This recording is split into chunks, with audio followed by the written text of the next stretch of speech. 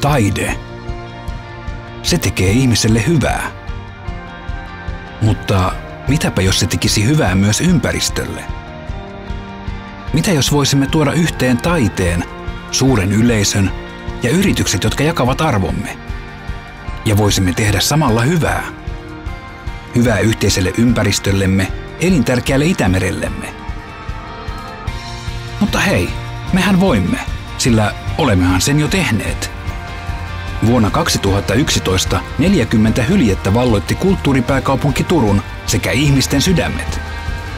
Nyt hylkeet ovat matkalla yllättämään, hauskuuttamaan, sykähdyttämään ja viemään puhtaamman Itämeren ilosnomaa yhä edemmäksi. Hylkeet rantautuvat Helsinkiin juhlavuotena 2017 ja heillä on mukanaan vakuuttava joukko ystäviä. Hei sinä, liity meihin. Tehdään yhdessä hyvää. Hei hylje!